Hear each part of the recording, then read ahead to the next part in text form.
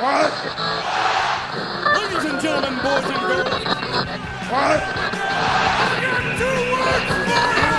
4 minutes, The Rock says, know your role. Is having a fight. All-star wrestling, why that's for me. A super destroyer is on TV. He's got brute strength and all the moves. He's number 1, go spread the news. Tell Jesse the body and all the rest. He's the greatest, he's the best. A super destroyer Mark II. Stand back and watch what he can do. A super destroyer. 5. Ladies and gentlemen, boys and girls, children of all ages, welcome again to another episode of the Middle-Aged Outlaws podcast. Yeah. Hey, put your teeth back in. Of the Middle-Aged Outlaws podcast. This is episode 35, Adam. Wow. And today we will jump in the transporter and going all the way back to 2018, pre-COVID, when we were all such innocent children of the summer. Yeah, and we'll be looking at Triple H's development brand of WWE NXT, visiting round about Wrestlemania 34 in New Orleans time, NXT Takeover New Orleans. Anyway, Adam, how's it going? It's going well, thanks. How are you? I'm fantastic. Excellent. I'm looking forward to discussing this. I think I'm getting an impression you enjoyed yourself watching it, so I'm quite looking forward to talking about it. Yeah, this is going to be good. Awesome. Well, we'll just go. We'll get right into it. Let's go for it. April 2018 seems like could be just as far back as like whenever Royal Rumble in 1992 was. A lot has happened between then and now in the world generally, isn't it? Oh yeah, it's not a lot of it all that good. It's been crazy, but it's weird because I think, like you're getting at, this seems at the same time like it's a very long time ago, and also not. It's really weird. Yeah, time has changed quite significantly over the last few years. It's very weird. Yeah. But before we get into the wrestling, let's do our usual. Will I go with the chart hits first? Because you seemed prepped. You said you were going... Well, when I say prepped, like, I think I was basically threatening to look it up, and then I didn't look it up because I thought that just spoils everyone's fun. But then I made a firm decision over who I was going to guess. But I'll tell you that your guess was wrong. You told me Damn earlier it. that anything from 2015 onwards would be Ed Sheeran. So your guess was wrong. Damn it. So US number 1 is a rapper.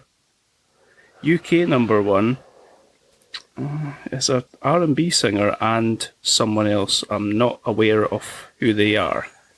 Right. I thought this might happen for 2018. At least for the 90s, we've got a good chance.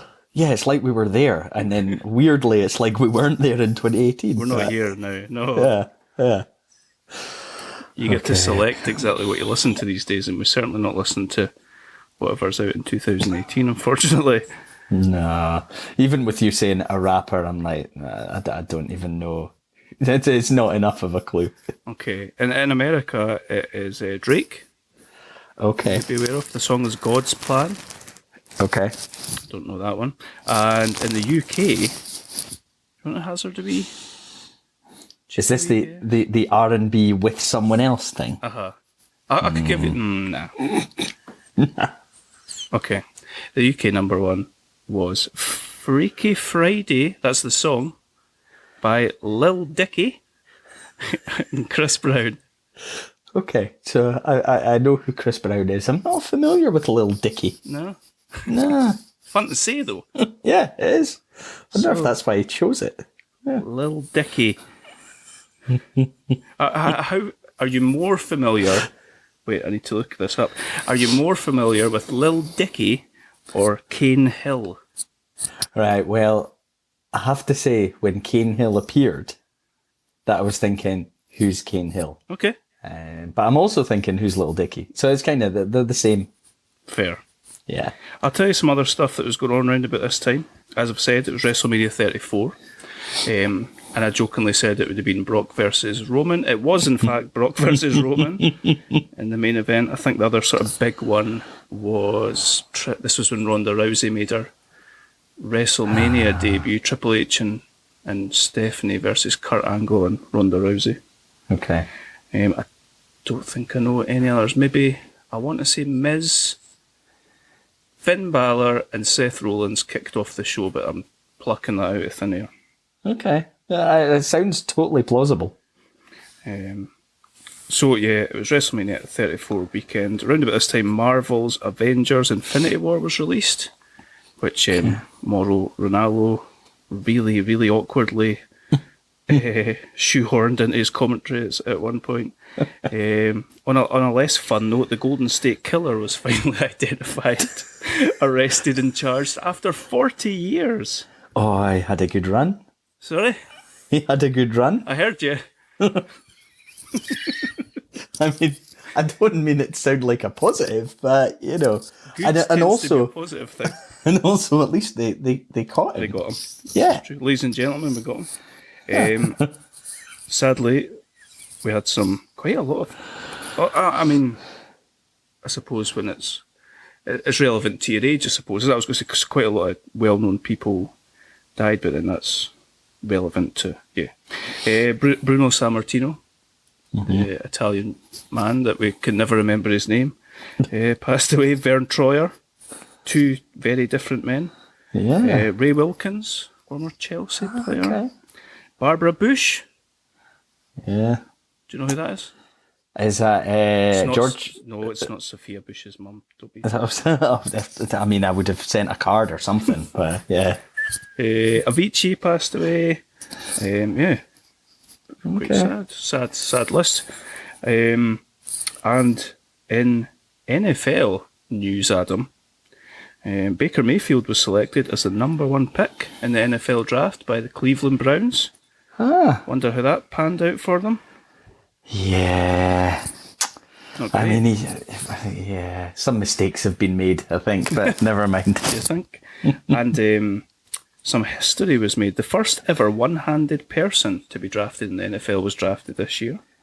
Okay. Shaquem Griffin, Yeah. drafted by Seattle Seahawks. Yeah. Nice.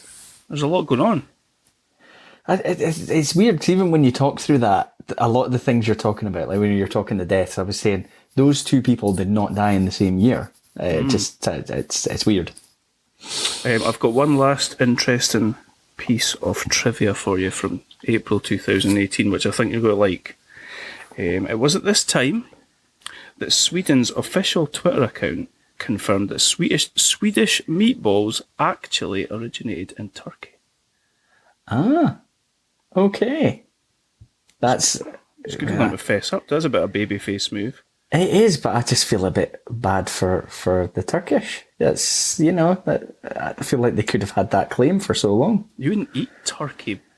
Turkey meatballs sounds a bit... Yeah, but I mean, you would be assuming it was actual turkey meat that was in them. That's a fair point. What is in Swedish meatballs? Meat, I guess. Yeah, I don't really know what kind of meat, but yeah. Anyway, we should move on. Yes, here we are. Possibly what is rumoured to be, or many people think, is NXT's greatest ever takeover. I'm a bit of a fan of an NXT takeover myself, maybe not so much anymore, but certainly round about this time, and maybe the sort of cohort before them. Yeah. And it's interesting to watch, given what Triple H is currently up to now, and you can see some of the things that are in motion since he's taken over. Quite similar to, he's obviously got an approach, a build, a sort of ethos of how he does things, and we can see it here, I think, in some of these things. Yeah, I think before I watched this, I messaged you saying that there were two things I could put in my notes before watching the show, because they were just very predictable things. And one of them was just how into everything going on the crowd are. Because I remember from watching some NXT shows that it was just like that. That's just how it was. Almost it's it's not right to lump them in, but almost that sort of ECW feel for a crowd where they're really involved in everything that's going on in front of them. And the other one was that I would be really irritated by the difference in presentation of some of the performers here compared to when they were called up to the main roster. So I think I've been able to tick those both off pretty comfortably before actually watching it. And I think it's inevitable. You look back, and I think we've talked about this multiple times now. But I think I wasn't really thinking about that when I was watching this. I was kind of just watching it in the moment and appreciating it for what it was, which is probably quite unlike me. I tend to more be thinking about what you're talking about there, about how could they mess up him? What are they doing that sort of thing? But I'm sure we'll speak through that as we go through these matches. Yeah, it was probably more of a fear I had that I would experience that, but I mean, when we get into talking about the matches, you get too dragged into certainly quite a few of them to think too much about that. It's always a good opportunity for some fantasy booking down the line, Adam. Yeah, definitely. So we're in the Smoothie King Centre, which has to be one of the better named. Yeah, that's pretty good actually. Arenas. Over 13,000 fans I think they've got here.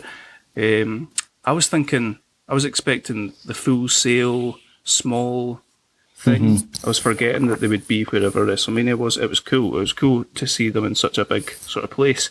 Such a big crowd like that. It was really cool. And I like the way, although I am also the same as you, I didn't know who Cane Hill were. NXT seemed to do this thing where they would have like the theme, and they would have the band that were doing the theme play live on the takeovers. I thought it was quite a fun way to start the pay-per-view. Instead of having the sort of cold opening, we got this interspersed with the video package, showing us basically how the matches that are on the show came about, which I really liked, actually. Yeah, I've seen it done badly on the main roster before, where I can't remember who it was. Was it like Kid Rock or somebody that performed like 3 or 4 songs throughout the duration of the show? And that doesn't work. But having this as like, part of the intro, effectively, I thought that did work. Yeah, agreed. I also think when it comes to the main roster, like, especially WrestleMania, you've got these gigantic stadiums and you lose atmosphere. Yeah. It's just not the same. It's maybe different if you're there in the stadium, but coming across on the TV, I think you just completely lose all sort of atmosphere.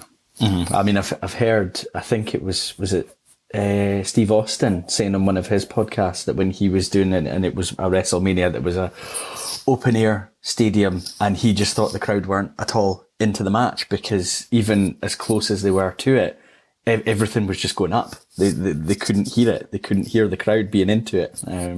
So yeah, I think you do get the same with a music performance as well. It needs to be the right kind of setup for it. So our commentary team here, I don't know what you think. I think they did a good job. We've got Mauro Ranallo, Nigel McGuinness and Percy Watson. Did you like them? I did. I don't know if I'm just so used to being like introduced to the announcers at the start, because I felt like it just started and I knew who Ranallo was, and I thought, that's Nigel McGuinness, that other voice that I can hear. And I wasn't sure who the other guy was. I wasn't sure if he did a lot of NXT shows. I think this Percy Watson guy was on the original NXT not talent show, but you know what I mean. Before it became the development brand, it was like, right, okay. The thing Daniel Bryan was on and stuff like that. Yeah. I think he was on this, but we went straight into, we had the musical performance, and then we went into the opening of the next match. I was waiting to get introduced to them as well, or to them to introduce the pay-per-view sort of thing. Yeah. But it's quite nice to get. It's just it's a totally different kind of presentation, which I don't have a problem with, because I feel like they're almost taking the role of saying we're in the background and we're just going to explain things as they're going, rather than, hi, we're here. This part's about us. It never felt like that. I remember when I first started watching NXT and heard Nigel McGuinness's voice, I hated it. Right. But I think he does a really good job as a... Oh, hello. God, he's just shouting because he wants out, but he can't get out because he just got a jag. Oh. So, yeah, I kind of just want him to go away and stop shouting. I think he does. Nigel McGuinness does a really good job, I think, as that sort of colour commentator. Can you give me 2 minutes? Of course. Sorry. Thank you. I had a jag the other day, so we can't let him out. But... Oh, so he's been disposed of. I heard you debating whether or not it would be unfair to hide him upstairs or to stick him upstairs. Yeah. So our first match on the card is for the North American NXT Championship, brand new belt. Yep. It is a Dave Meltzer 5-star rated. Oh, is it? Match. That's interesting. Okay. One of 2 on the show. So we have a debut in EC3. Yep. Killian, Dain, Adam Cole, Velveteen Dream, Lars Sullivan, and Ricochet. And I have got about 100 pages worth of notes on this, so it's going to be interesting to see how on earth we talk through this match. Probably quite vaguely and discussing spots here and there, but I know that you enjoyed it. I did, yeah. Like, it's a funny one because see, when it started, I was like thinking, okay, why should I care about something called the North American Championship? I felt a little bit like it's such a like secondary title name, and I know this is the first match for it, and I'm thinking, okay, I know who quite a few of these performers are. I think EC3 was the one that I wasn't very familiar with. And like big fan of Ricochet. Remember seeing Lars Sullivan and hearing about him and thinking he was going to be a really big deal, but things I think went off the rails a wee bit there. And Velveteen Dream, things didn't really work out very well there either. But Adam Cole is like, I think we're both big fans of Adam Cole. I just bloody loved this match. I don't think I've got as many notes as you, but I was trying to like work out, and I do this at the start of matches, and maybe I need to train myself not to do it. I was trying to work out like babyface, heel. That's interesting. But it's like it's not quite like that here. Nah. It's a little bit different. It's just fascinating, to be honest. I think, like, for example, Undisputed Era are clearly heels as far as the face and heel dynamic goes, but they're so over, like the crowd go wild for Adam Cole baby stuff.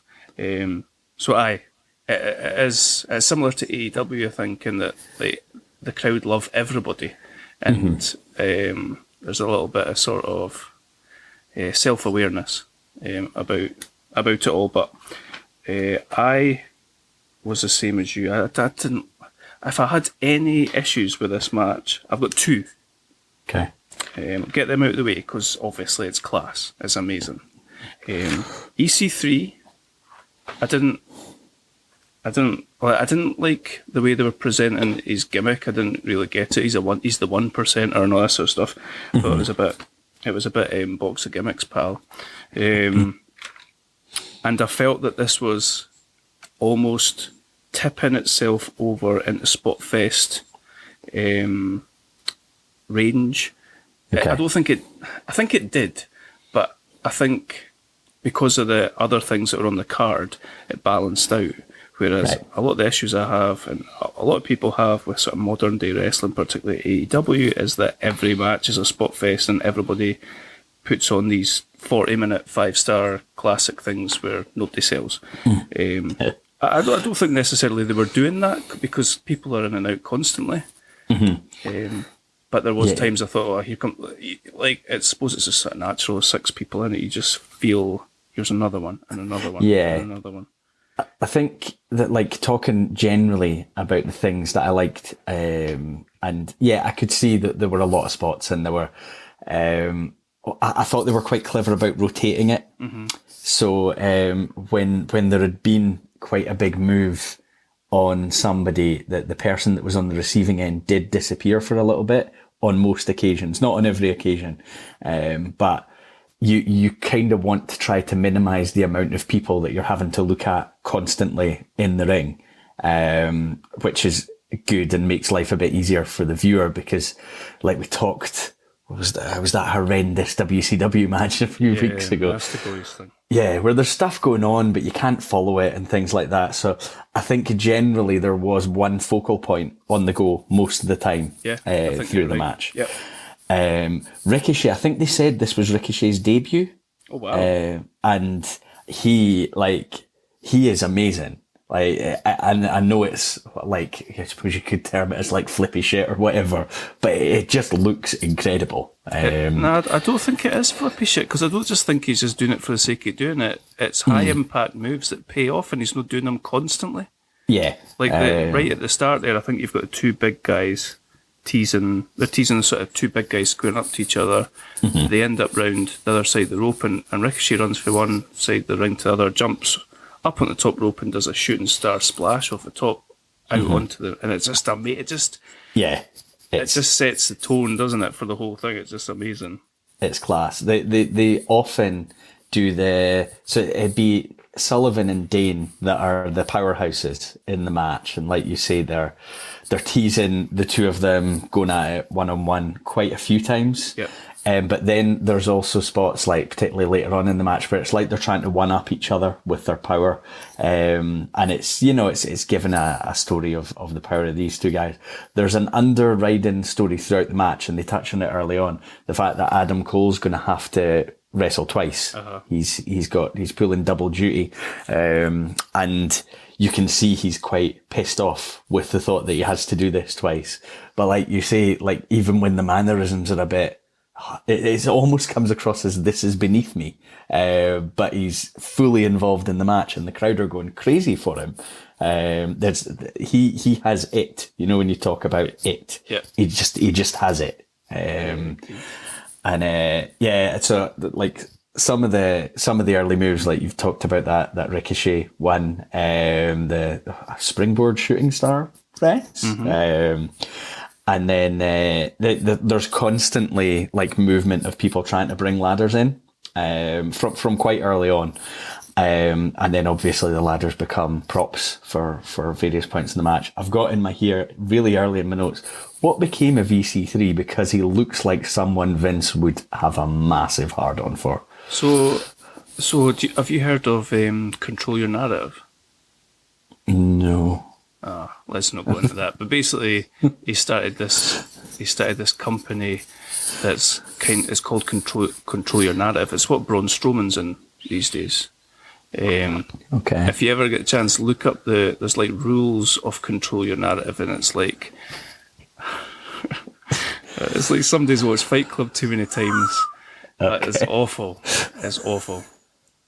But basically, they brought him up to the main roster. Apparently, he was quite good in the mic in NXT. They brought him up to the main roster, and his thing was that he couldn't talk. Oh, God. He didn't last very long. I think he was jumped about TNA and stuff like that. Okay. Was Dain, did he get released? Only recently, aye. I said recently, yeah. Because I knew who he was. So when I saw him, I thought, yeah, that's that guy. I've seen him in it. He was good in this match. Yeah, and he's quite agile and mobile for the size of him. Mm-hmm. And he's clearly willing to take a bump as well. Yep. Which was good. Like there's a point quite early on where he does a suicide dive through the ropes onto Sullivan on the floor. Yeah, it just looks great. It's like this big buffalo taking off across the ring.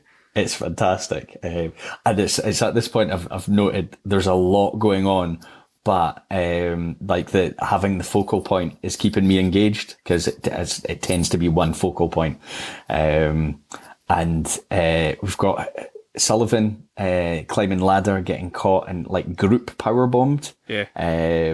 And then like Adam Cole being a bit sneaky and trying to take advantage and nip up the ladder, but getting caught. And I like the way these bits and pieces of the story are playing out, because if you're the likes of Adam Cole, you kind of want all these guys to just take each other out and you can just try and take advantage of it. Yeah. You're not going to be able to outpower or outmuscle or win this match early physically by dominating. I bloody love Adam Cole. There's a really amazing spot where Ricochet goes to climb the ladder, and Sullivan, obviously we get a lot of, goes to climb the ladder and then nips in and knocks him off. But Ricochet climbs the ladder, he's about 3/4 of the way up. Sullivan comes in and starts tipping the ladder from the bottom, and it looks like Ricochet's going to take the old, like fall and do sort of hangman on the ropes or whatever. Remember, Christian used to always put the leg over. Instead, as he's tipping in midair, he does a backflip, moonsaults right out the ring onto Dain and Adam Cole. It's an unbelievable. The crowd are going mad for that. Brilliant. Awesome.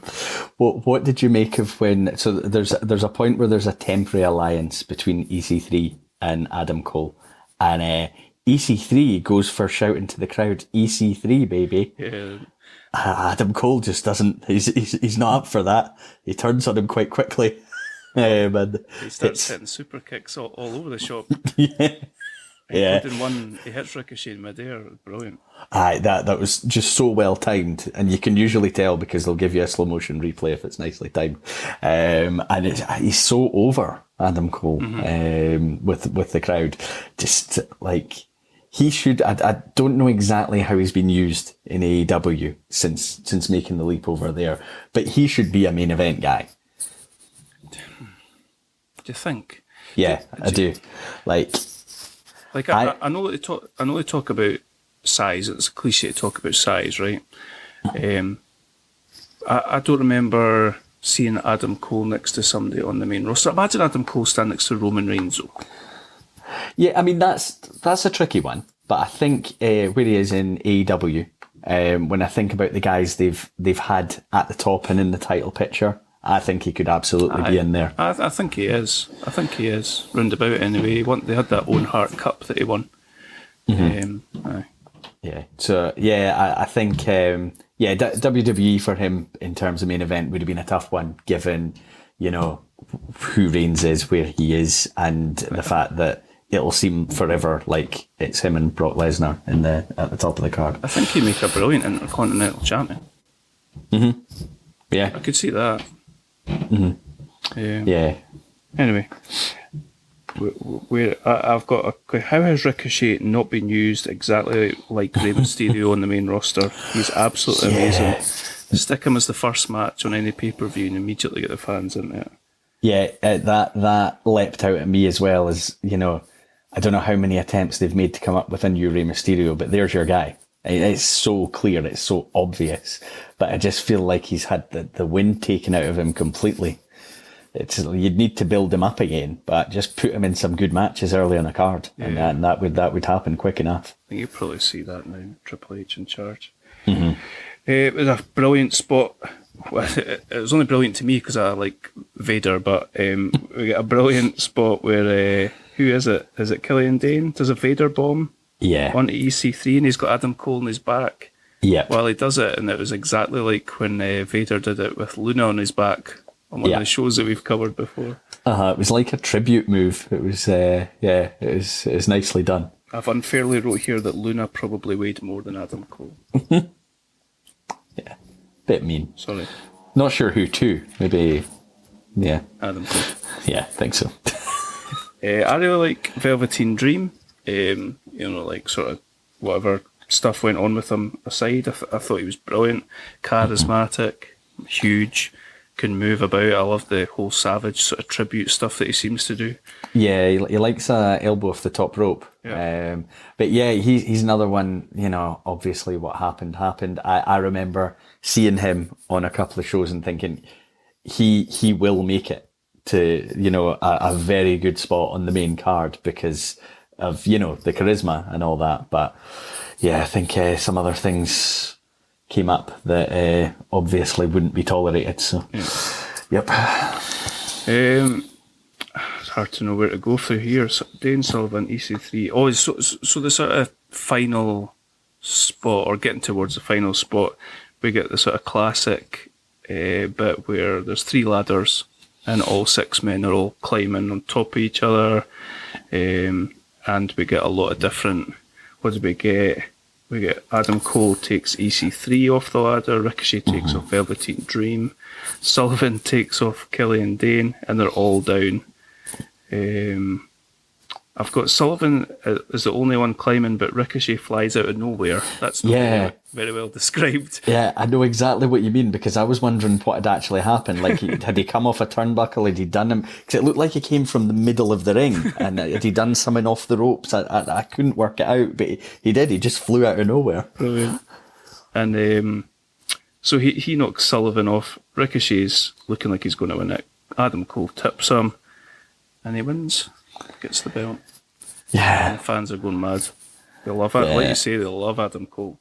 Mm-hmm. Yeah. I loved this match, and like, I think I was trying in my mind to think to like what I could compare it with, because, you know, it's a multi-person ladder match, and, you know, we've had like Money in the Bank matches, and most of them, you know, there's a few big spots, but they're maybe not like the most engaging matches all the way through. And I was thinking of like the TLC matches that we had for the tag belts, with Edge and Christian, the Dudleys and the Hardys, but like trying to think of like multi-person, like gimmick type matches, and they so rarely work. But this just really worked for me. Like by the end of it, I was fully invested in this belt. I was like thinking to myself, well, it must be important. Look what these guys have just gone through for it. You know, I just loved it. I thought everyone got their moment to shine. Like I was seeing guys, I think one of them that stood out, because I've always been a Ricochet fan, and I've always like thought it'd be cool if I could see more stuff of his. But Dain, I remember as I was watching this, I was thinking I really want to watch some other matches of his. Yeah, I felt a bit like that, and I felt like that would put Lars Sullivan as well. I kind of, I think I had him pigeonholed as sort of big, charismaless, you know what I mean? Sort of nothing, but he was really good in this, really good. But then Omos was good in the Money in the Bank match this year, so you know.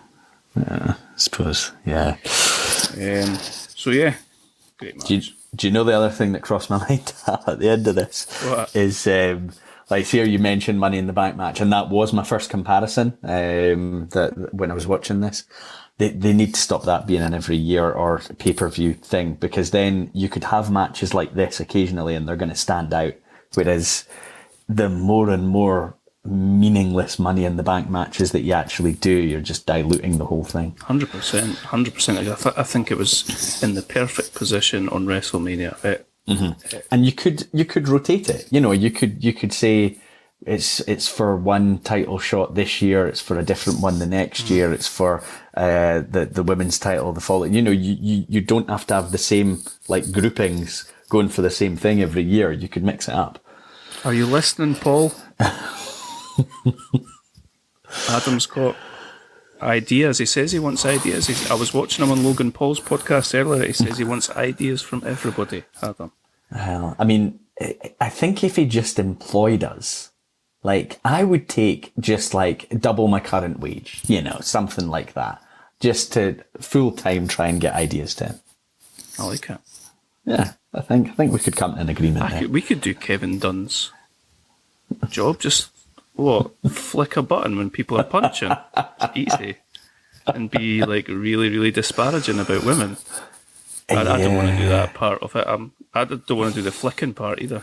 I mean, imagine you you got the job and then you were just immediately cancelled. That's probably not. Not great. Yeah. Talking of women, we get a nice video. I like the video packages for all of the matches on here. They do a good job of putting you right into the story without needing to have watched anything. Yeah. Which is something that we couldn't say about WCW pretty much in the previous one we watched. True. So we've got Ember Moon, who's our NXT Women's Champion, taking on the Queen of Spades, Shayna Baszler. I thought that the video package did a really good job of putting Shayna over as a bit of a savage. Yeah, she's terrifying. And I remember her like appearing on the main roster. And, you know, I think we're probably both in the same boat where we haven't really watched TV WWE TV for a very long time, but you'd see the pay-per-views and she'd very often be in a match on it. But I remember seeing her early on and thinking, she's going to be, you know, like they're going to use her as like a almost like a wrestling machine type gimmick. Yeah, like a Benoit type. Yeah, yeah. And, you know, everything's there to do it. And I don't know if they just never quite went with it, or, you know, potentially they just ran out of steam on it. I'm not quite sure what happened there, but, you know, she looks like she could brilliantly be that heel opposite whoever your star is. Yep. And it would work. Yeah, I do remember having a good match with Becky Lynch at the COVID-19 WrestleMania, whatever that was, 36 maybe. Right.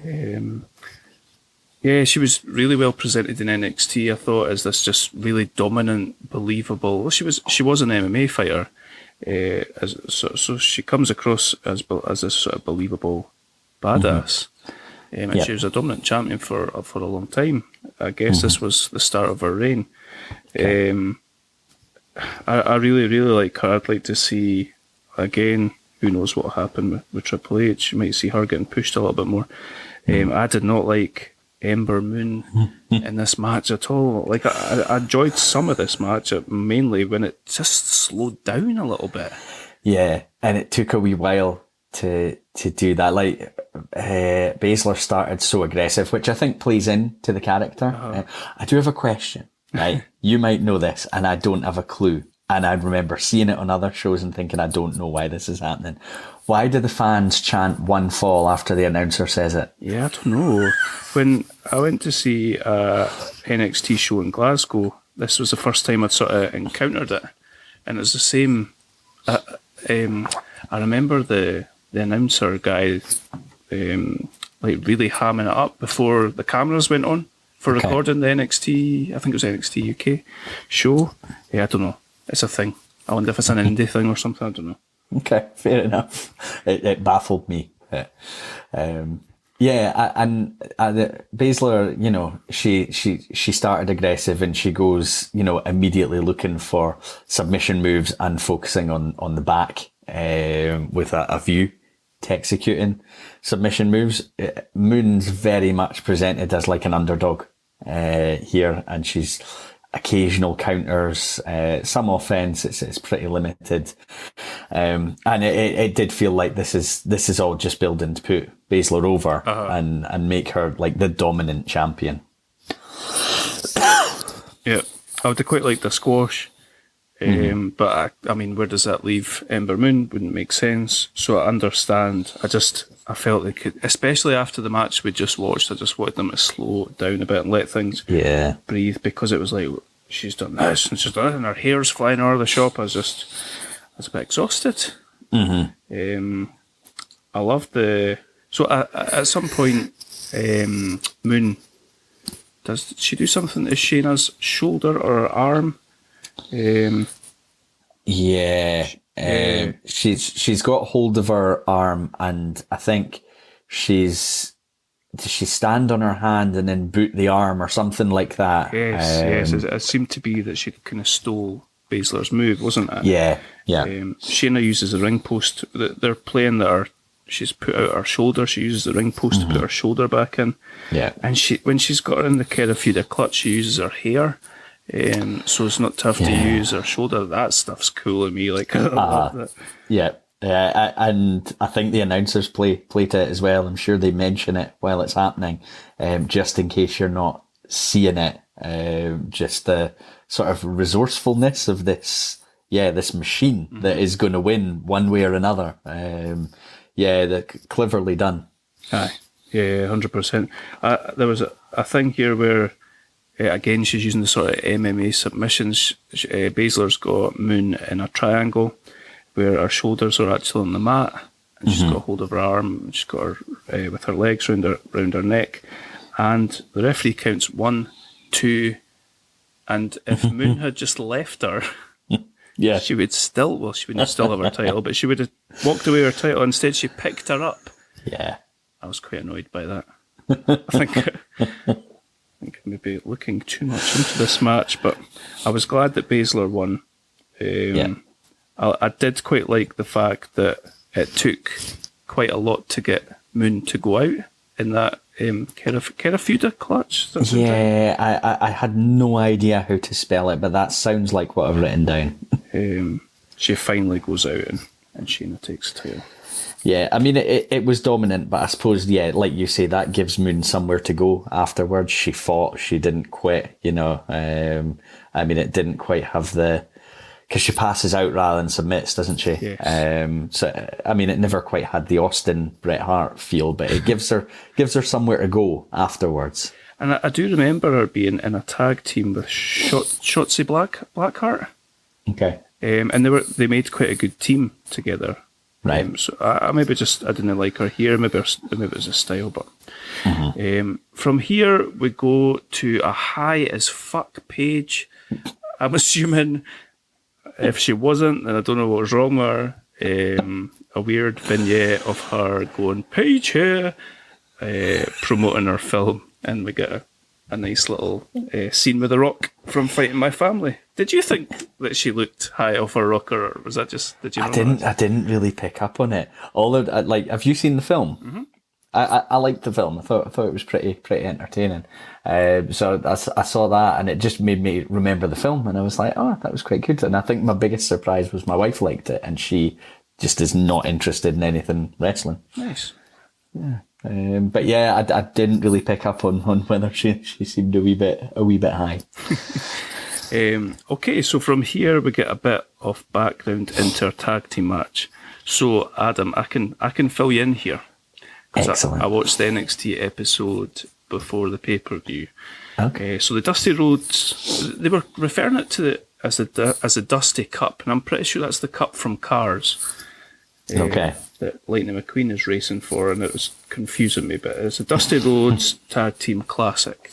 Yeah. And basically, they seem to have an annual tournament to crown the Dusty Rhodes Tag Team Classic winners, and they get a trophy. Mm-hmm. So on the episode of NXT before the pay-per-view, it was going to be the AOP, who look ridiculous. They're presented amazing.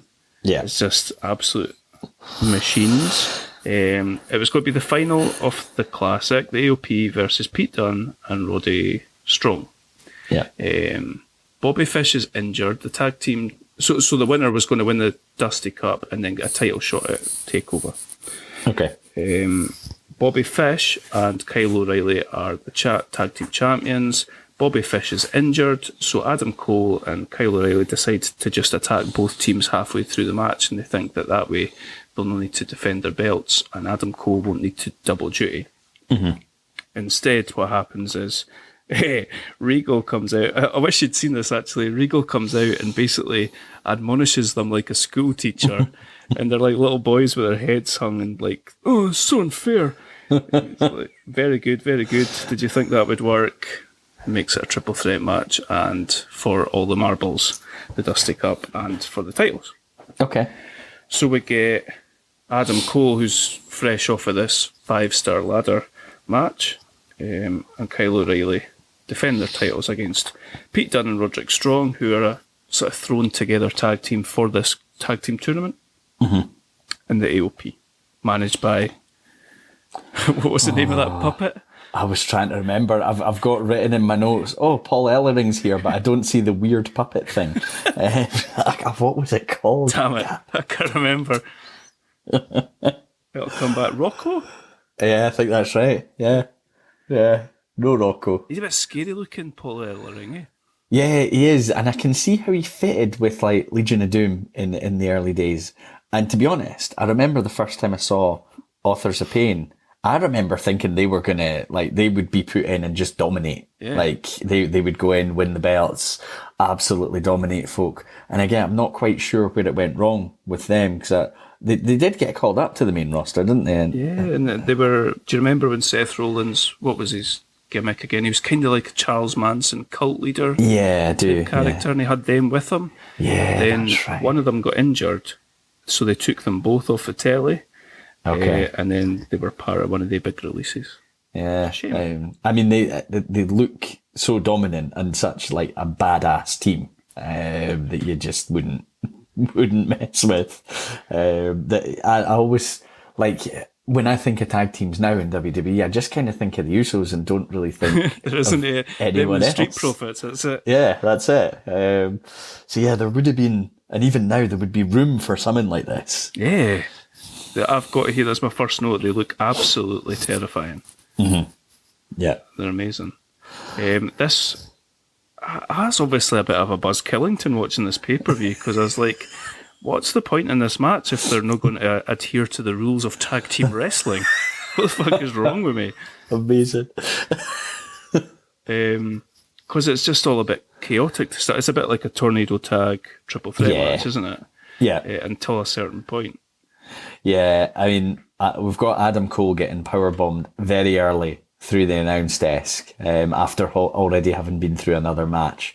There's little things with Adam Cole, like he tries desperately to scramble out of it. He tries to run away from it, and then he tries to scramble out when he's in it, but gets hit with it, which makes it... I hadn't seen an awful lot of Kyle O'Reilly. What do you think of him?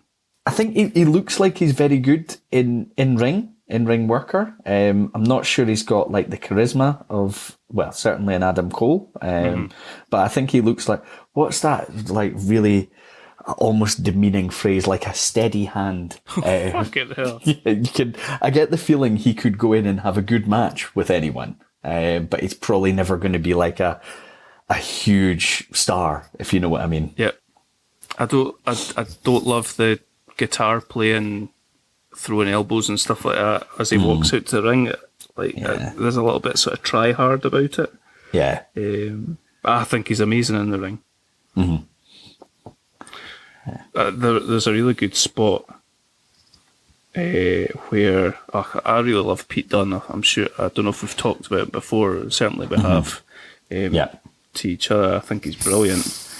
And he's one of those guys where I don't think it really matters what size he is. I think he looks like he belongs, sort of thing. Especially when he does the whole breaking the fingers sort of stuff, manipulation stuff. Mm-hmm. There's a great spot where Kyle O'Reilly has got Roderick Strong in a triangle, and then one of the AOP come to break it up, and he gets a hold of him. So he's using his legs with a triangle, and he grabs his ankle, and he's got him in an ankle lock as well. And then to break it up, the other author of pain, what are they called? Razak and Akam, that's it. He powerbombs Pete Dunne onto all these people to break it up. It's a cracking spot. Yeah, that was good. Pete Dunne's really good, and oh god, what did they rename him? Butch. Yeah. I think he is one of these guys that he can sell brilliantly. I think it looks like he's very good at making the other guys look very good in the ring as well. I think so as well. And I know I don't know if did he get a little bit pigeonholed with like NXT UK for a while, maybe, was he? Yeah, he was NXT UK champion for a long time, wasn't he? Yeah. But I remember him having a great match with what was Walter at the time on a takeover. Right. Yeah, can totally see how that would be, like those two, that would be a great match. He's one of these guys that I think could probably be spotlighted a bit more. And again, you never know what's going to happen with Triple H taking on the lead for creative. Do you know what Pete Dunne's sort of thing is now? His gimmick? No, I don't. So Sheamus has this guy with him. It's the guy that Ridge Holland. So Sheamus and Ridge Holland are like these sort of brawling characters. They pretty much dress like Peaky Blinders characters and like, oh, I love a fight sort of thing.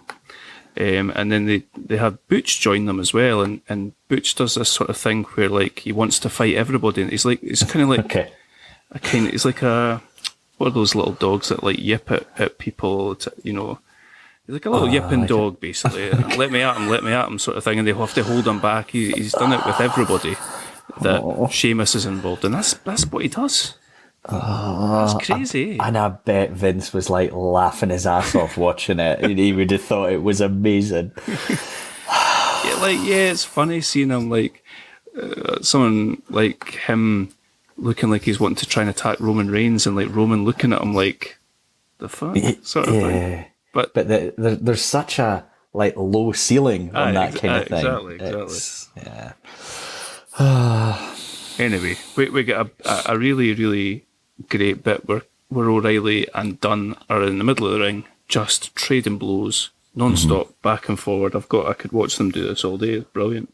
Yeah, that was good. And you sort of feel like as it's going on, the intensity is rising, and you're like, oh, you know, and it's just two guys really aggressively or seemingly really aggressively going at each other. That it's funny what things can be really entertaining, because I don't know, you write that on a bit of paper and it probably seems like meh, but it works. Definitely. Did you see the finish coming? Did you know what would happen? Did you know Roderick Strong was in Undisputed Era? No, I had no idea. I remember thinking I know the name Roderick Strong and struggling a little bit to place him. I wasn't like sure why I knew the name. Right.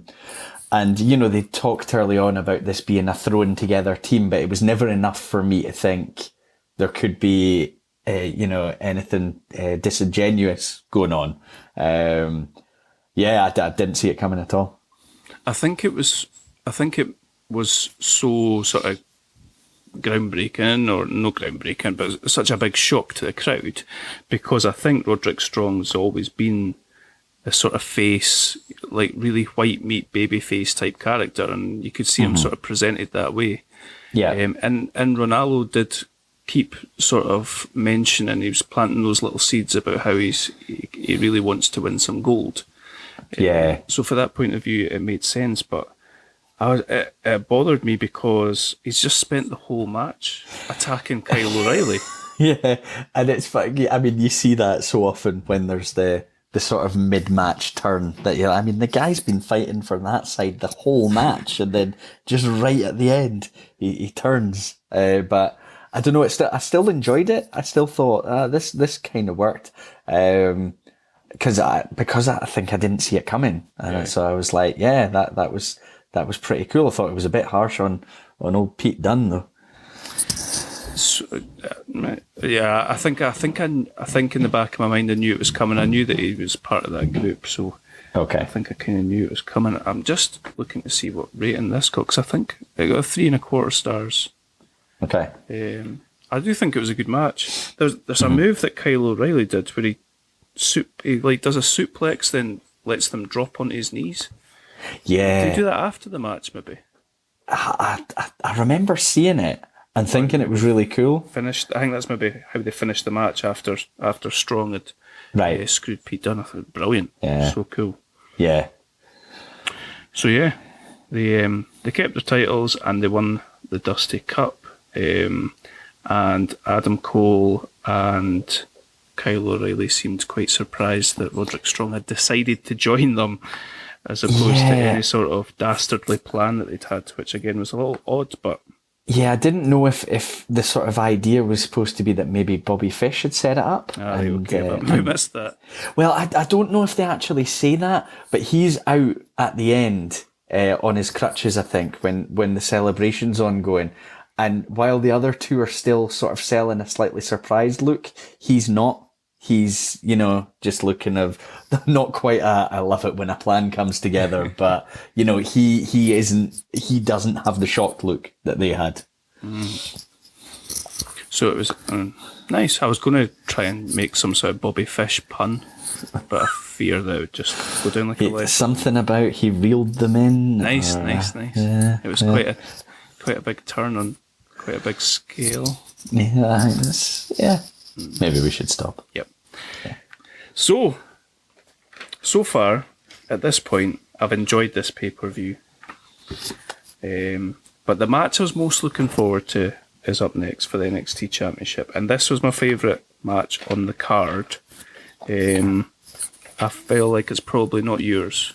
Is that fair? No, I enjoyed it. If I was applying my own star ratings... Yes, the Adam, yes. This would overtake be... Meltzer. Do you think? Oh, awesome. This would be like probably a 4.5. I really enjoyed the match, and I really like both performers. I think they're excellent. And you know, there's a decent story on the go here as well. Yep.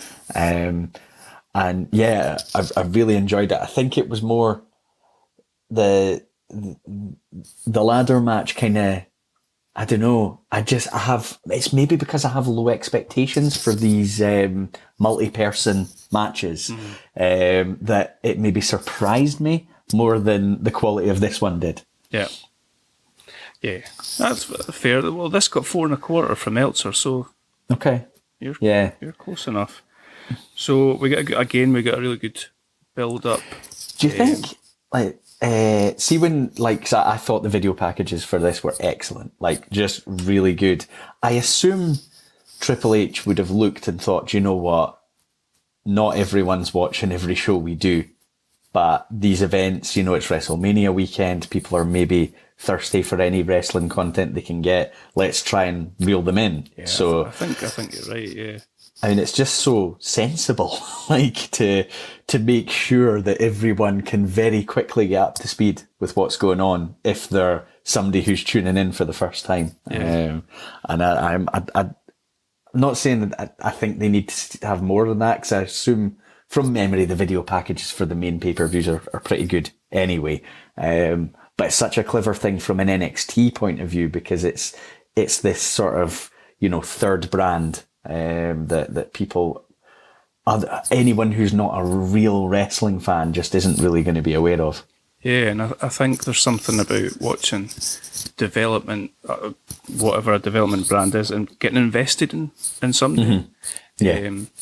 Yeah. And that's where them developing these characters, having like a big following, a hardcore following, fair enough, but a following behind a character, then taking them up to the main roster and turning them into a fisherman or something like that. Do you know what I mean? It's just really, it's so strange. I think you'll see that change. And yeah, I hope so. I mean, the people that are just watching the main roster are probably watching for your Roman Reigns, your Brock Lesnar, and people like that.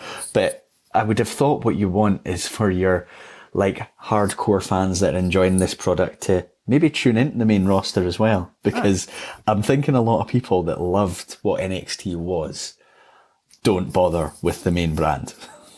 Yeah, it's not what they want to see. Yeah, and you've probably been burned that many times that you just think, oh, why bother? Yeah, as soon as your guy gets called up and everything's changed, you're going to have no enthusiasm for when your next guy gets. You won't want your next guy to get called up. Yeah. So, how optimistic and positive. So, NXT champion Andrade Cien Almas. I always think he's called El Idolo because that's what it's AEW. Andrade Cien Almas, NXT champion against challenger Aleister Black. A little wrinkle here is that Andrade's manager Zelina Vega is Aleister Black's wife. Oh, okay. I've always liked the way Black was presented, as far as his entrance, his music, the way he's presented in the packages. Everything about him's just really cool. He's obviously got this sort of Muay Thai background, come from Holland. He's believable. I think his character's a little bit caricaturish, but believable. Yeah, it works. Aye, and I really like Andrade. I think he's fantastic. I think he's great in the ring, but also the way that he's presented here as well. Where Vega, I think she does a really good job as his manager. It's a little bit of a throwback with the manager. You don't really get managers very much these days, do you? Not so often. I suppose, you know, especially with like the level of physical involvement. I mean, it almost took me back to like Lita in the Hardy Boys days, like just jumping and doing a flying head scissor and stuff like that, and then jumping out the ring. Yeah. So I thought this was an amazing match. I really enjoyed it. I loved the way that she got involved. It wasn't too much, it wasn't too little. It was just sort of perfect in trying to tip the balance towards Andrade. Yeah. I don't think there was anything bad about it at all. I thought they slowed it down. Yeah. And when it got moving, the combinations and some of the moves that they were pulling off were just amazing. It's one of the things you hear said about like some of the best ever performers is that sort of knowing when to just slow the match down. Because it felt like after a frantic, 5 minutes maybe or something like that, that's what they did. They slowed it down. And I assume that helps with recovery and things like that as well mid-match. And it must have been a decent length match. This. Maybe close to 20 minutes or something like that. So you need that. You can't be frantic the whole way through, especially in a one-on-one match. You need to bring people down a little bit. And I suppose knowing as well the last match on the card is like a very like emotionally charged one. I think you need to be careful with your pacing for the match before it as well. They're both very good in ring. Like things look impactful, but there's like a smoothness to both of them. Yeah, I thought.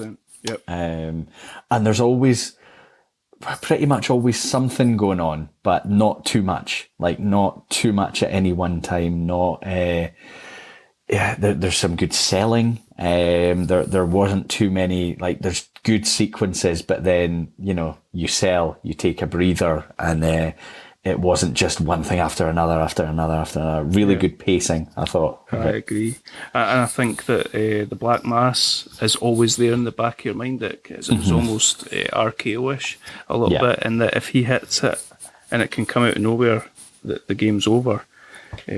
Which is quite a good wee thing going on as well. I feel like Andrade looks like there's times he maybe looks like he can't move as well as he actually can. There was a point where he was slowing down a little, and then out of nowhere he jumps up on the Black's outside. And Andrade's inside. He jumps off the second rope and does this corkscrew splash where he's just spinning. It looks like something out of Mortal Kombat or something.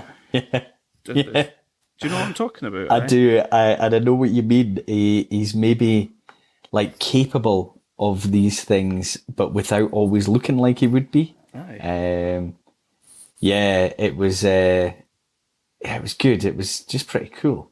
This whole match was really good. It was.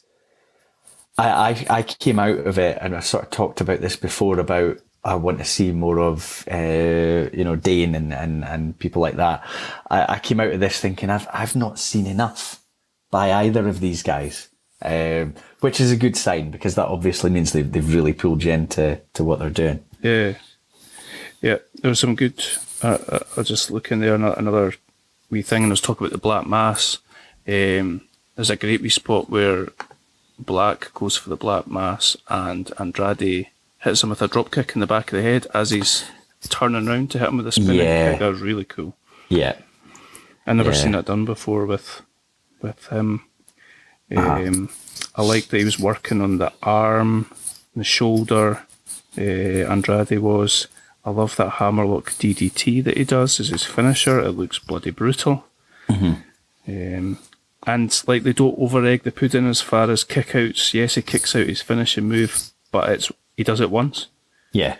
Like we're obviously going to go on to speaking about the next match. And I'm not necessarily talking about that, but like we've both seen it done in certainly in modern wrestling, like spam the finisher and kick it 40 times sort of thing. Yeah. And it's overdone, but I think it was done perfectly here. Yeah. And again, the whole thing with Vega getting involved, she puts Andrade's leg on the rope at a certain one for Black at one point. Yeah. Finally goes to the well too many times, and that's what sort of finishes it off, isn't it? She goes for another Hurricane Run off the top rope, does she? Yeah. Yeah, that's right. She misses. Andrade has to catch her, and Black hits his Black Mass. Yeah. Just an amazing match. What's that? 4.25, right? 4.25 stars. I'd have given it 5 stars. Yeah, really good. I felt like they were like we've talked about the sort of impact of keeping finishing moves protected to some extent. I didn't actually know or remember going into this what Almas had as his finishing move. Right. But I was quite excited to see him going for this DDT a few times, because it's one of those moves that's like, it's maybe partly nostalgia, but it's like an iconic move, but it's just done as a run-of-the-mill move now. I want to see it be like a finisher type move. But yeah, a really, really good match. I think, I suppose it depends what you like, but to have a match of this quality on the same show as that ladder match for the title, complete contrast. They're totally different, which I think feeds into the, you know, regardless of what you like, if you like wrestling, there's something for you here. On this show? Yeah. Yeah, 100%. Yeah. Yeah.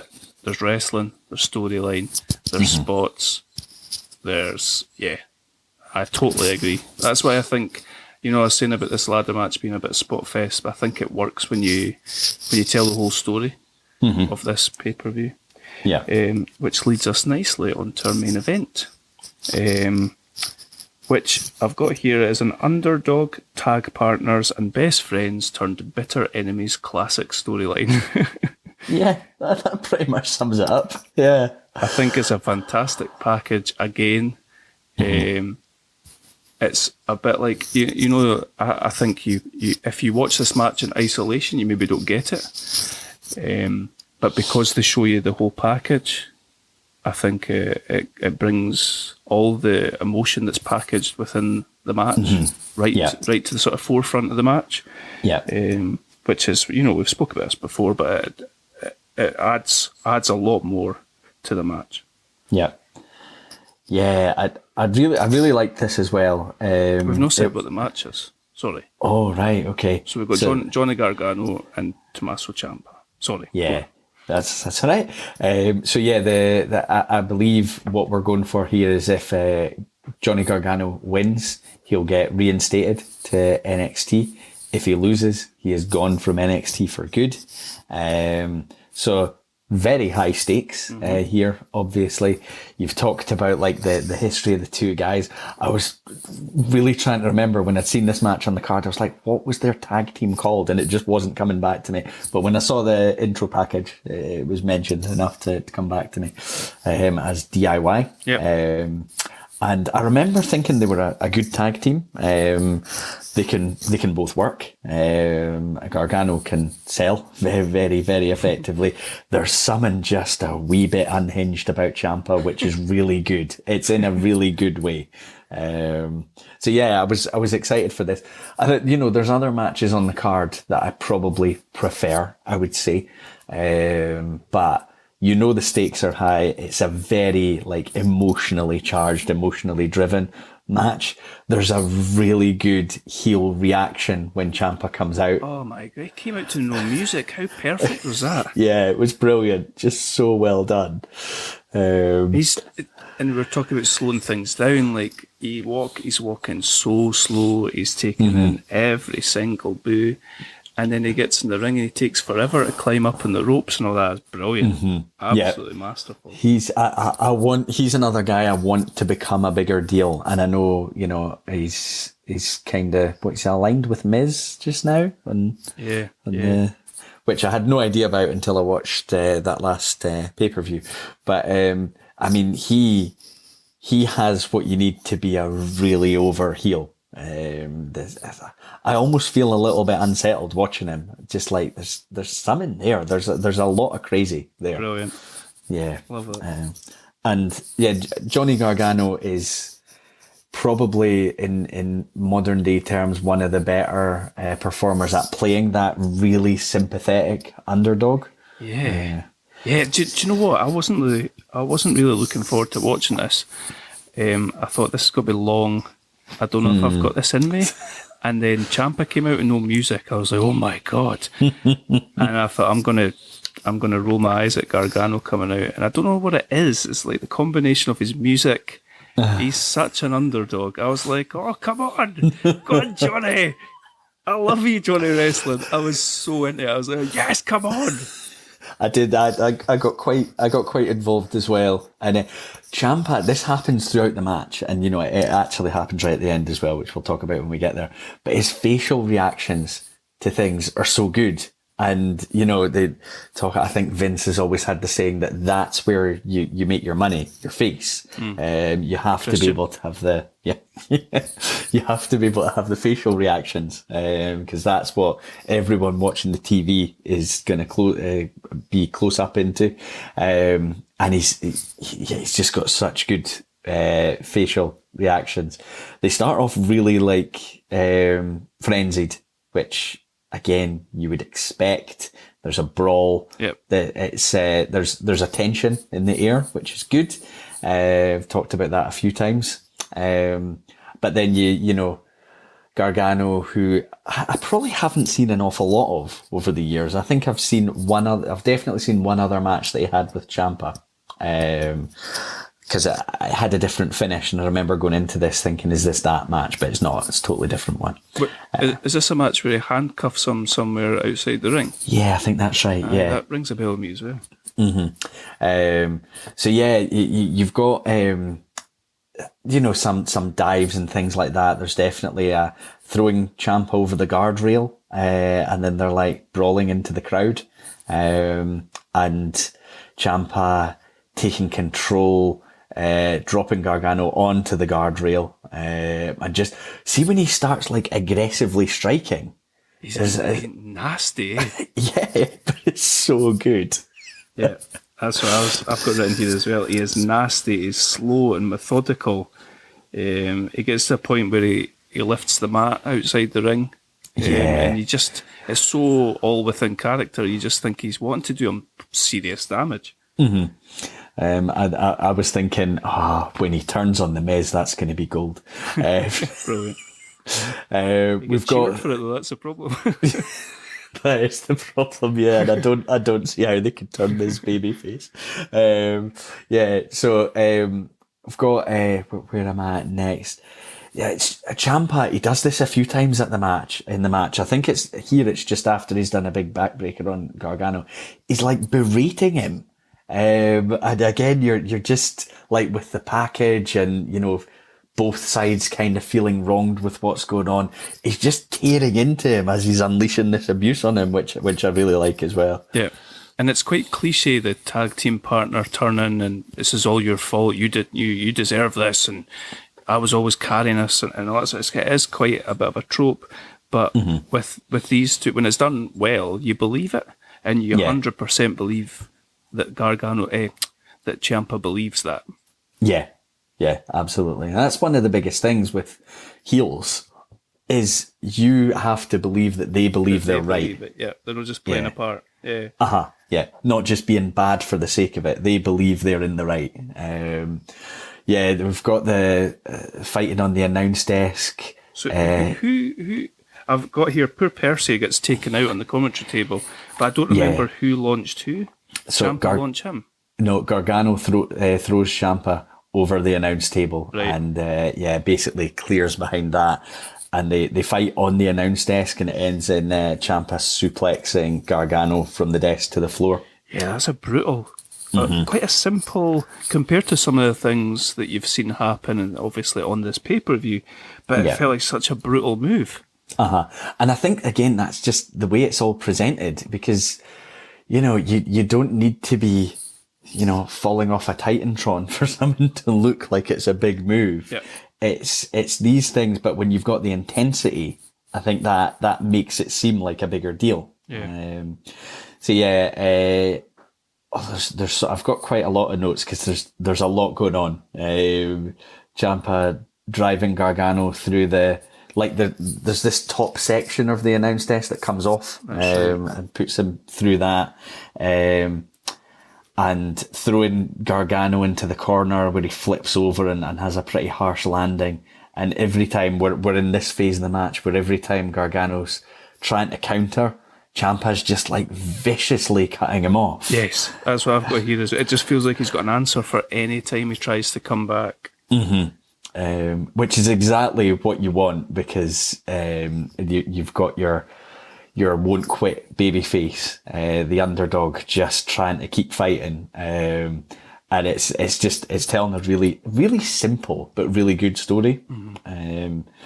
I've got, like, there's these moments when Ciampa is just in his rages of offense that the crowd are just like hushed, and it's just not the kind of thing you're used to hearing, and I don't know that you get that kind of thing often on like a main roster pay-per-view. Probably more folk like looking at their phones or whatever if it's hushed, but it felt like the hush was more of a, my God, what is going on here? I can't believe what I'm watching type thing. Yeah. There's a great wee bit where Gargano's down and Ciampa sits up on the side of the apron, starts patting himself on the back, and clapping. And we've seen in the package, even if you'd never seen them as a tag team, this is something that they would do together, but he looks insane. Yeah. It's like psychopathic. It's amazing. And I don't think it happens that often, but you do feel they have got the crowd in the palm of their hands. Aye. Oh, 100%. Yeah. We've then got Ciampa going out and taking crutches from someone in the crowd. Both of them. Yeah. Poor guy. This poor guy just hops away. Amazing. Got he has the crutch and he's swinging, and Gargano ducks and dives to avoid being hit by the crutch, and finally lands a kick, just to give the crowd those moments of hope. Ciampa getting in position. It looks like, I don't know, is the move like a Samoan drop type thing that he goes for a couple of times? Yes. And he's going for that from the ring apron to where the mats have been removed on the floor. And Gargano manages to scramble out of it, drop to the mat, but lands on his feet, and then he power bombs Ciampa onto the exposed floor. It makes a great noise. Yeah. And we get the chant, "You deserve it" chant. Yeah. Brilliant. Yeah, you don't often hear it that way. Yeah. But yeah, that was good. We've got both men back in the ring, and basically in one corner each, and there's the crutch in the middle of the ring, and they both sort of realise it and both go for it to try and get it, and they're basically like playing tug of war with this crutch, and Gargano sort of winning it, and then just striking Ciampa several times, and you're watching this thinking he deserves this as well. But Ciampa manages to backdrop Gargano out of the ring, and then Ciampa, he's reaching for Gargano through the ropes, but Gargano, I've got written that he catches him flush on the head with a crutch, and it makes a great noise as well. He cracks him. Yeah. He gets him into the ring, and he gets him into his Gargano escape. I want to say that. That's it. It's called. He's got him in it, and it's looking pretty good. And I think at some points Ciampa's looking to go for the ropes, but this is an unsanctioned match. There is no such thing as going for the ropes, so Gargano rolls him back again, and it is looking pretty good, but eventually that dastardly Ciampa rakes the eyes and gets out of it. Yeah. And then he's got his own tape that he then goes to choke Gargano with. I think his own tape that he's maybe removed from his wrist or something like that. And they're both end up with a bit of tape and basically keeping each other close to each other with this tape while they're just exchanging strikes. And at this point, and both of them are almost, at the out on their feet stage, but they're still swinging. And Gargano gets some momentum going with the punches, and then Ciampa just puts him in the balls. Nasty. Yeah. And it's at this point, it's almost like Ciampa just says, right, this it's done now. Yeah. I've had enough of this now. He whacks him with a crutch on the back, and then he hits him with, I think his finishing move is called Project Ciampa. It's like a power bomb, and then drops him on his knees. Yeah. Does he do that from the top rope, the second rope? I think so, yeah. But unbelievably, Gargano kicks out at like 2 3/4. The crowd are eating this up massively. And and then it sort of turns again in Gargano's favour. Yeah, we've got just before that, Ciampa, he's like got Gargano by the face, like he's under his chin, basically like he's holding him up, and he's still like berating him, and they start exchanging like slaps. That's right. And then Gargano catches Ciampa with a kick, and then a big clothesline, lifts Ciampa onto his shoulders, and but I think is it the top two bits of the turnbuckle are both exposed. Yeah. So he throws him into the exposed turnbuckle. I couldn't tell if he was supposed to hit the top one, but he hits the middle one, which is fine. You know, it still works. It's exposed, aye. Yep. And then a super kick. What about that super kick? Yeah. He sat on his knees, and he literally genuinely hits him with a super kick in the gym. Yeah, it's great, but that's only getting him a 2 again as well. And I as I'm watching it, I thought that was going to be the end. And then right after the kick out, you've got a big crowd chant of NXT. Amazing. They're both they both I don't know how we get here, but they both end up on the turnbuckle, top rope. And we've got Ciampa lifting Gargano onto his shoulders, so he's going for this move again. Gargano manages to elbow his way out, and then Ciampa hits him with I've written powerbomb backbreaker move, which Ciampa sells his own knee after coming down on that, and Gargano's doing that. He's like squirming in agony, but it's a 2 again. Oh, it's unbelievable. They're both selling massively by this point in the match, and excuse me, Ciampa's up to his feet in the corner. He charges in, but Gargano lifts the knee brace that's lying in the ring and smacks Ciampa's knees with it. Gargano has the crutch and motions to hit Ciampa with it. Ciampa's covered up, basically at the mercy of Gargano, but he stops. He's not going to do it.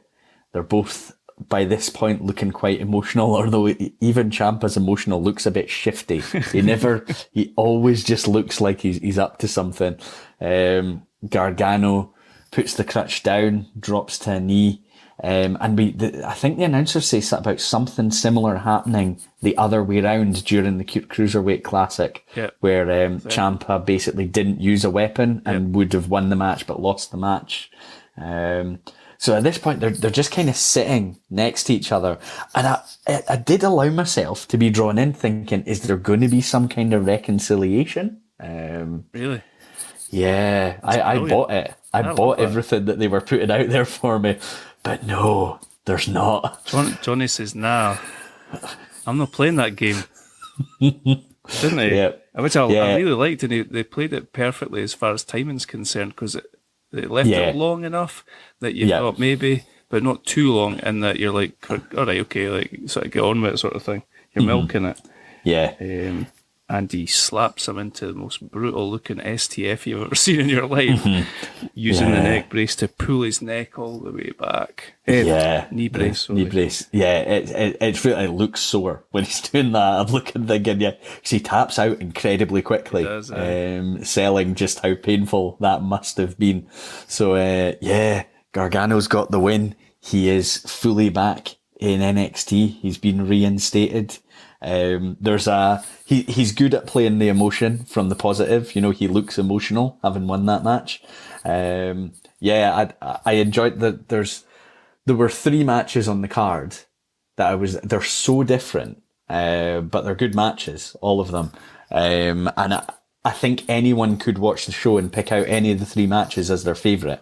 Cause I could see this would have got a lot of people, I think. Yep. It's got a 5-star Meltzer rating as well. Oh, so there's 2 on one show. That must be rare. Yeah, I would have thought so. Yeah. It's interesting because I think when you think about matches getting 5 stars, you think they're probably technical matches, but this was clear storyline. Yeah. Storytelling, which that was great. It was good. Yeah. This was such a good pick. This is like, I mean, even I quite enjoyed the tag match. But there's 3 really, really good matches on here. Yeah, agreed. Yeah, I think it I don't know about you, and like the good shows make you want to watch more of them, or certainly you mentioned earlier the good performers make you want to watch some more, and this certainly made me want to think, what other takeovers could we watch? Mm-hmm. Yeah. So, yeah, I'm glad you enjoyed it. You'd never seen it before? I'd never seen it before. I definitely have seen some of the takeover events, but I don't know how I was like picking and choosing what I watched. Yeah. I imagine, what year are we in here? 2018. I was probably thinking I'll watch the WrestleMania and that's enough wrestling for me for a wee while. Which is probably a level above where I had been recently, because I don't think I've even watched the last WrestleMania yet. So, yeah. Triple H will bring me back in. It's fine. Nice. Karrion Kross. Yeah. I mean, I know you're particularly enthusiastic about him and how he might be presented now Triple H is at the wheel. Yeah, I like him. I liked him in NXT, and I thought it was just another example. I mean, he was built up as this badass with his wife as the manager. They presented him as this sort of ass-kicking champion, and then they brought him up in a fucking gimp suit and a skirt. Like a shit version of somebody that fell out of Demolition. It's just really odd. And he got squashed by Jeff Hardy, I think, when he was NXT champion after like 30 seconds or something. So anyway, what you got for us next? Right. So you know how there was lots of really good wrestling on this? Oh, fuck. If you're picking a WCW show, I'm not actually. Watch it and review it like I always do. I'm not. However, I don't want to give you like any sort of flashbacks here, but I'm going to take us to 1998. And I'm sorry. Hold on. It's not a show we've done. It's not a show we've done. Not Uncensored 98. No, we never got there on this one, and it was one I was quite enthusiastic about at the time. So I have chosen Survivor Series 1998. Nice. So Deadly Game. I loved it at the time. I imagine a little bit more into storyline than it's going to be good wrestling, but let's see how things go. So yeah, it's one of those, I remember it very fondly, but then I was sure everything in 98 was good until we started, watching it. So let's have a look at the card. Do you want to? Another tournament. Yeah. We've done a lot of tournaments. Yeah. So here we go. First match. Now I remember this. I think I remember little bits of it, and then I see this. Yeah, okay. So it's every single match, with the exception of 2 matches, are the tournament. Okay. That's incredible. Okay. Yeah. I always thought I'd read that Vince hated tournaments. Maybe this is why. Yeah, we'll find out. So, forget the dark match. Mankind versus Dwayne Gill. Awesome. Gilberg. Al Snow versus Jeff Jarrett. Steve Austin, Big Boss Man. Steven Regal, X. Oh, I wonder if it's He's a Man's Man. Oh, I hope so. Versus X-Pac. Just for the theme tune. Yeah. Brilliant. Ken Shamrock versus Goldust. And the Big Boss Man again versus The Rock. Alright, I see what we're doing. So that's all first round. Yep. Second round, Kane Undertaker. Decent. Mankind, Al Snow. I'm going to start giving away who all gets to the semi-final and final, so I'll stop doing that. We've also got, a tag team 3-way dance. The New Age Outlaws versus D'Lo and Mark Henry versus the Headbangers. What are you doing, Adam? Yes! That's going to be awesome. Is it? Well... like, what I'm hoping is that the story is going to carry us through. Cool. I apologise in advance. Not at all. I'm looking forward to it. The dark match was the Hardys versus Too Much. Oh. Which I would have watched. Oh, yeah. I mean... If I could listen to Jerry Lawler deny that Brian Christopher's his son again. I mean, Scotty 2 Hotty and Grandmaster Sexy, they were where it was at for a while. Well, this was pre. What were they called? Too cool. I was going to say too cool. Sexy. Quite a provocative tag team name. This was pre. So they were just Brian Christopher and Scott Taylor here. Okay. There was no worms on show. The worm was over. The worm was massively over. So, okay.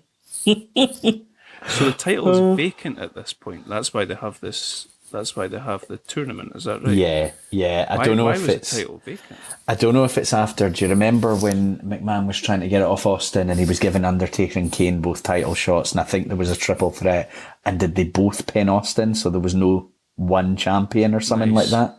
And then I think, I don't know when it happened, but there's definitely a point where one or both of Undertaker and Kane kind of turn on Vince. So I imagine that might be what's happened around here, is that, they've both pinned him, so there was no one champion. Okay. Nice.